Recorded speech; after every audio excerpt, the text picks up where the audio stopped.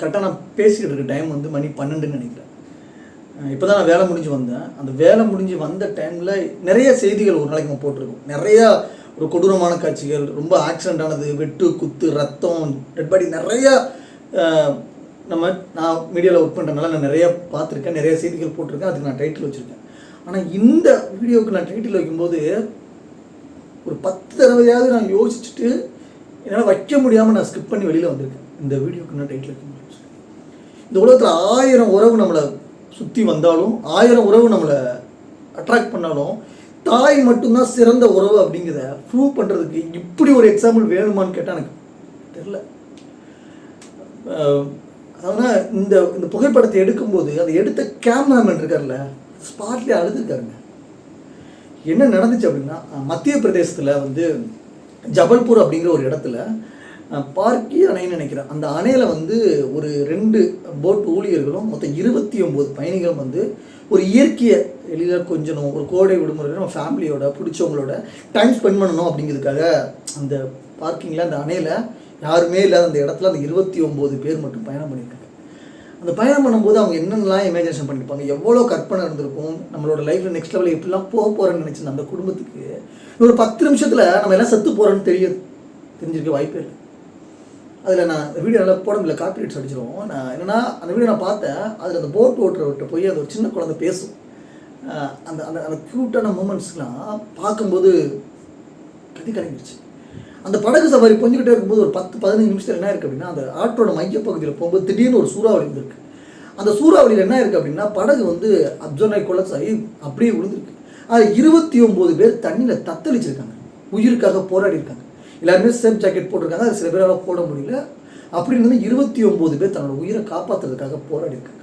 அதில் எப்படியோ கடவுள் புண்ணியத்தில் ஒரு 20 பேர் தப்பிச்சு கரைக்கு வந்துட்டாங்க. அதில் 9 பேர் வந்து இறந்து போயிட்டாங்க.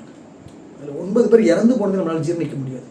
அதில் ஒரே ஒரு சடலை மட்டும் ஒரு தாய் ஒருத்தங்க 4 வயசு பையன், அந்த பையன் 4 வயசு பையனை அந்த லைஃப் ஜாக்கெட் இருக்குல்ல, உயிரை காப்பாற்றுற அந்த கவசம், அதில் தன்னோட பையனை உள்ளே வச்சு மார்போடு அணைச்சி எப்படியாவது பையனை காப்பாற்றணும்னு போனான்னு அந்த தாய் இருக்காங்கல்ல, கடைசி நொடியில் இறந்து போயிட்டு. அந்த புகைப்படத்தை பார்த்து அந்த ஃபோட்டோகிராஃபர்கள், அந்த ஸ்டில் ஃபோட்டோகிராஃபர் அந்த காட்சியை பார்த்து அழுதாங்க. சொல்லுவாங்க, உனக்கு இறக்க வேண்டிய மனுஷனோட அப்படி சொல்கிறவனுக்கு கூட இந்த ஃபோட்டோவை பார்த்தா கண்டிப்பாக அழுவும்.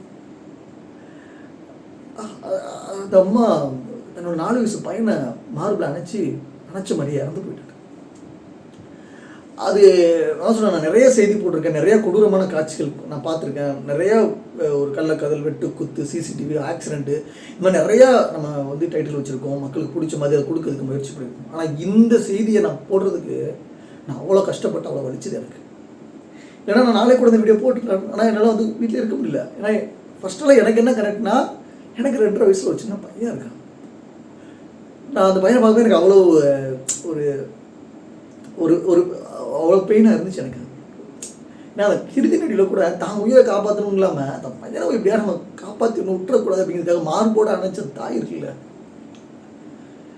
அதான் சொல்லலாம், 1000 உறவு வந்தாலும், 1000 பேர் இருந்தாலும், 1000 பேர் நம்மளை அட்ராக்ட் பண்ணி கவர் பண்ணாலும், நம்ம சேஃபாக பார்த்துக்கிட்டாலும், அந்த தாயோட அரவணைப்பு இருக்குல்ல, இறுதி நொடியில் கூட அந்த குழந்தையை காப்பாற்றணும்னு முயற்சி பண்ண அந்த தாயோட மரணம் ரொம்ப டிஸ்டர்ப் பண்ணிச்சு, ரொம்ப கஷ்டப்படுத்தினேன்.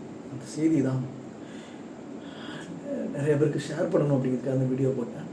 அதில் ரொம்ப துரதிருஷ்டமாக தமிழகத்தை சேர்ந்த ஒரு 5 பேர் அதில் இறந்து போயிட்டாங்க.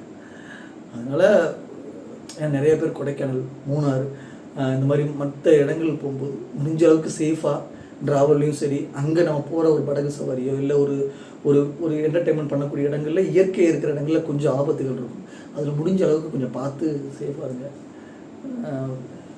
என்ன சொல்கிறேன் எனக்கு தெரியல, நான் அவ்வளோ எமோஷனல் ஆகிலாம் ஒரு வீடியோ நான் போட மாட்டேன். இந்த வீடியோ என்னமோ தெரியல, எனக்கு ரொம்ப கஷ்டமாகிடுச்சு. அதனால தான் மணி 12 என்ன 1 இருந்தேன் 2 நல்லா வாயில் எனக்கு புண்ணு இருக்குது. நல்லா இன்னும் நான் பதிவு பண்ணி ஆகணும். நாளைக்கு என்றைக்காவது ஒரு நாள் நான் ஸ்கால் பண்ணும்போது, இல்லை என்றைக்காவது ஒரு 2 பெரிய வீடியோ பார்க்கும்போது, நான் போட்ட நல்ல கண்டென்ட்டில் இது ஒரு கண்டென்ட்டாக இருக்கணும் அப்படிங்கிறதுக்கு தான் இது 2 நேரத்தில் குழந்தை அம்மா காப்பாற்று. இந்த 20 பேரில் 29 பேரும் சேஃபாக இருக்கணும். அந்த அம்மாவும் குழந்தையும் சேஃபாக இருக்கலாமா அப்படிங்கிற மாதிரி தான் இருந்துச்சு. வேறு என்ன சொல்லணும்னு தெரியல. Thank you so much.